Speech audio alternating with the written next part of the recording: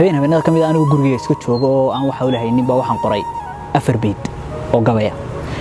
afarta beed waxaan yara naqshadeeyay kadibna waxaan soo dhigay aniga bartaydu bulshada gaar ahaan staatska kadibna waxa dhacday in erayadii ay qaadato inaan aanu isnaqaanay aanu waqtiyada kamid isku kala asayn inanta erayadii markay qaadatay waxay ku sheergalaysay bartayda bulshada WhatsApp-keeda statuskeeda dhigtay kadibna adigu waxa dhacday inaan iyada saaxiibiin oo halka sheekada ku bilaabi doonto moogtay inaan iyada saaxiibiin baa aragtay erayadii aan markii hore aanu soo dhigay kadibna iyadu ay qaadatay inantu waxa dhacday inantii markay erayadii aragtay inantii waxa weydiisay cidda erayadan samaysay markay weydiisay erayada halka ka keentay iyaduna waxa u sheegtay erayada halka ka keentay kadibna adigu halkii waxa ka dhalatay in inantii markay weydiisay kadib inantii aniga ay sheegtay tiraan noocaas ay ka weydiisay ana inantii aan ku inantaas ka aybar waxa dhacday inantii waan isbaranay muddaan isnaqaanay magac ahaan iyo muuq ahaan waan isbaranay kaliya laab waan isku soo baranay si wanaagsan isku soo dhaweynay haddana inantii muddo yar oo kooban oo ay isnaqaanay oo inantii si fiican soo jaan qaadnay ayaa waxa dhacday maalmaha kamid ah anigoo jooga inaan rag asxaab la fadhiya ayay ila soo hadashay adxisho walka joogtaayo halkaas aan joogaa isla markiiba waxa sheegtay nasiibku wuxuu yiri meel iyada aniga waqti xaadirkayga gaag dhow bay joogtay kadibna isku jaana waan sii soconay markaan uu sii kacay taadaan si raacno ku sii qaaday ila sugo haye waa gaari waan soo dhaqaaqay guriga iyada aanu imid markaa horta habeenkii guriga markaan tagay runba fiican aad baan ugu fikray aad ma isku weydiiyay waxa timid danaan aan tii hore ahayn waxay mid muhiimad qofkii la siinayo aan tii hore ka badan wuxuu arag sida haadaba muddo wada soconay si fiican ugu dambeyntii sheekadu waxay gaadhay inaan si fiican oo qurux badan labadii soo jaan qaadnay aanu gaadhnay heer aanu sheekayaha soo bilowno aad baan isku faanay muddo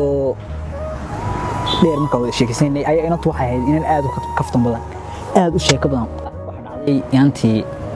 markaanu aad isku faanay sheekada dhexdeedii martay waxa dhacday waxay u sameyn jirtay waxyaalaan dhalinyartu taqaano prankiga waxyaalaan film surprise oo kale waxyaalahaas oo kale aad u fiicnay وانا عقبتها ugu weynay ka bulshada ay fahanteen ilaa xad qof dhanba inta laga xanaajiyo si wajiga lagu hormaro dabcan ha aad bay ugu fiicnay weligiina waqti xaadirka inta aad ma garanaysaa hawsha socotay kuma sameyn anagu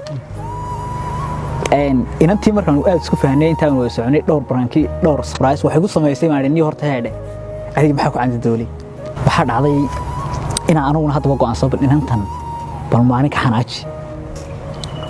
maalin qura ma arag inaan taasoo intaan wada sheegsan xanaaqsan waxa dhacday maalmaha kamid ah go'aan soo qaatay waxaan doonay inaan ka xanaajiyo anigu hadda ayo kale la hadlayay ayaan fiidkii qaraacay waxaan ku wiri waxaan sii socdaa sheekh waxaan ku sii socdaa burco maxaa dhacay uu sheegay way gutay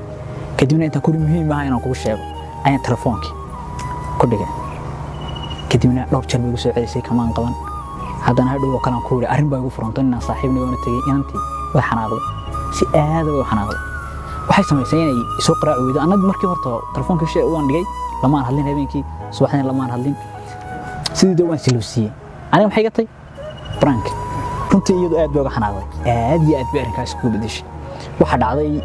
markii subaxdii la gaaray subaxdii maan qaraacin ayaa madda ma xitaa laba casho dambe ma aanan qaraacin iyaduna ma soo qaraacin waa iyadu way xanaaqsantay Soomaa inay soo qaraacin waxa dhacday hawl kale iyaduna jirto inantu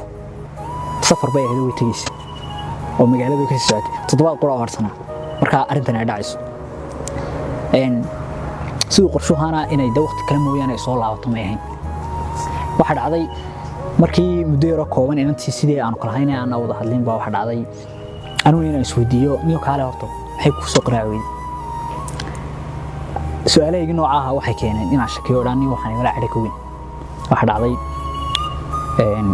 habeenada kamid ah ma toddobaad markay toddobaad sii dhamaanaya toddobaadkii 6 casho meelahaas ay socdeen marka waxaan isku ogeyn toddobaad kadib inay baxayso tigir diyaaradu go'ay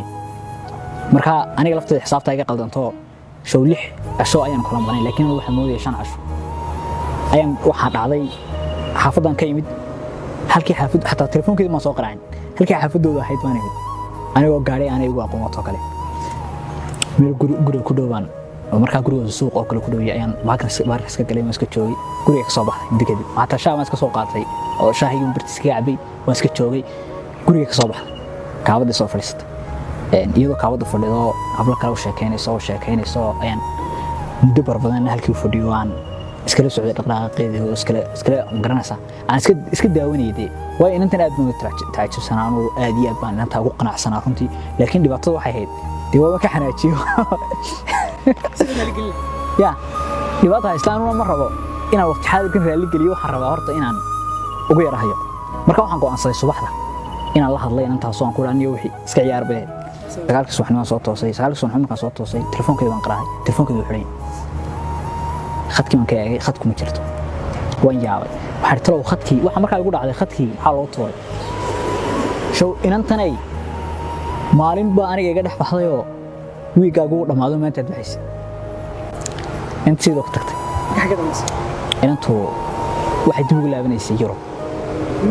Yurub bay tegaysay waqti xaadirka reer Yurub ma ahayn laakiin process baa u socday processkii baa dhamaaday waxay ku laabatay waxay tegaysay Yurub marka inantii way tagtay already waqti kadib adigu muddo ilaa wiiga khad ahaan mana is arag wax ismaana arkin waxa dhacday wiig kadib iyadu ila soo hadashay telefoon nabad tagay kadibna aan si fiican wada hadalno waxa dhacday inantii markay nasatay adigu baan galabgalbaha kamid telefoon ku qabtay kadibna waxaan doonay intaanan arrinta u sheegin hor inaan yool baaro oo aan weydiiyo bal horta wixii ay la kulantay intaan kala maqnay inantii markii aan la hadlay aan sooraysanay inantii waxay sheegtay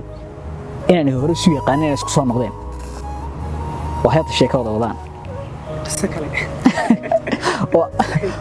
oo brankii uu sababay in sheekadaydii ay meesha ka xiranto waxaan go'aansaday mar haddii inantii marka sheeko cusub ay bilowday sheekadii inuu bartaan ku xiray sheekadii inankii iyo inantii sidoo isku raaceen anuna sidii baan ku daayay ilaa iyo maanta inankii inantii wada socdaan ma sha Allah